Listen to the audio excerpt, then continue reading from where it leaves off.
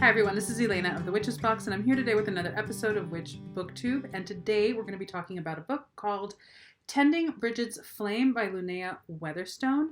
So this book and this video is coming to you now, I think 3-ish weeks after what we celebrated here in the Northern Hemisphere, which was Imbolc on February 1st. Usually it's February 1st, February 2nd.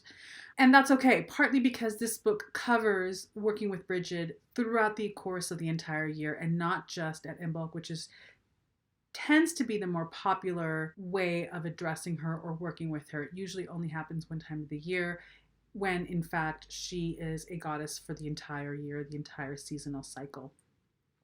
So before I get into that, let me really quickly read the bio for the author, and then we'll go into the book. Okay, so Lunaea Weatherstone is a priestess, writer, teacher, and tarot counselor who has been serving the pagan community for more than 25 years since her days as owner and editor of Sage Woman. As Grove Mother for the Sisterhood of the Silver Branch, she offers year-long online programs in goddess spirituality. Lunaea lives in Portland, Oregon, and can be found online at www.lunaea.com. And this is how you spell Lunaea. It's Lunaea. There are a couple things I want to say about this in reference to different conversations that have been going on in the Witches Box community in different places in different ways. The first thing I want to say about this book is that, number one, if you are someone who is drawn to Brigid and working with Brigid, this is a book to get, absolutely. It's a beautiful book, well-researched, well-referenced, incredibly written, where the author gives you an amazing example of what we read about and spoke about in January when we read the 2 Jane Meredith books, specifically Aspecting the Goddess, which is this, that when you endeavor to work with a deity, that there are different layers to that relationship or different phases of that relationship, as there are with any relationship, human to human, human to animal. Like, the way we engage each other has very natural steps, right? Where you get introduced, you meet, you try to learn as much from each other about each other as you can. And over time, intimacy develops in different ways. Emotional intimacy, maybe sometimes physical intimacy, right? It depends on the relationship. However, this book is a great example of what Jane Meredith spoke about in terms of increasing your knowledge-based relationship and intimacy with the deity, which is, once you have an introduction, there is a research phase where you learn about the deity in terms of cultural and historical context, geography, where was this deity most worshipped and why, and how that related to the seasons and the culture and the people, the migration, the changing geopolitical landscape of those cultures. All of those things inform us about why this deity came to be worshipped, where those powers were coming from, how people interacted with and worshiped this deity specifically due to the cultural and historical context, and how that relates to you now. There is a level of academic research that takes place, that should take place when you are seeking to or being called to work with a deity. So all of that to say that what I loved was that this book does that in a gorgeous way, giving you so much historical and cultural and geographical information about Brigid and what her worship has been like over the course of many years, many hundreds of years. Brigid is very special in that she was a pagan goddess that then has had a very long and very successful stint as Saint Brigid in the Catholic Church. And so she speaks to all of that and what that's about, not only historically, but energetically and spiritually, and in a really beautiful and incredibly informative way. This information is invaluable, especially for those of you who are called to work with Brigid. Once you get all of that in the book, and that continues to be weaved through the entirety of the book, you also get different ways in which to work with her at any season in the wheel of the year, as well as invocations, rituals, how she really is the patron goddess of what I term, this is not the term in the book, but our mundane day-to-day life in the home and the hearth. There's a lot of beautiful information about how to bring her into the most basic home maintenance behaviors that we have on the day-to-day that we really don't think about as sacred, we don't think about as ritualized, but they are. And this is a beautiful book that really reminds us that every single thing that we do is imbued with our spirituality and imbued with our intention if we so will it. Beautifully done. Okay, so that is the whole of the book. That is why I recommend the book. I'm going to say a couple other things, because not only did we talk about working with deities in January through the Witches book subscription with the 2 Jane Meredith books, but last November we sent out a box on Hecate and working with Hecate.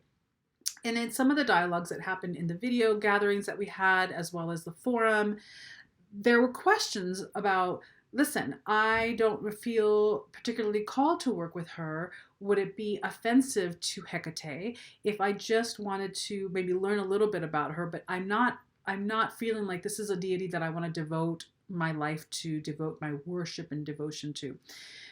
Is that okay? And my answer to that always is yes. Listen, here's what I think. Not all witches work with deities, and you don't have to, but if you do, there is a treasure trove of opportunities for transformative learning and work by exploring and working with a couple of deities at different times in your life. And it doesn't have to be the kind of lifelong commitment to serve them forever, but you can. And the Jane Meredith book, in particular, Aspecting the Goddess, helps you with this in terms of setting up a relationship in which you walk with a deity for a time to learn them, and it can be completed at whatever time the two of you decide. So it doesn't have to be I'm going to learn about Hecate, I'm going to do some rituals around Hecate, but then I don't want to be here forever, so how do I bail? It doesn't have to be that. This is an opportunity for all of us to practice and continue learning how to have healthy boundaries and healthy communication and healthy intentions around our relationships.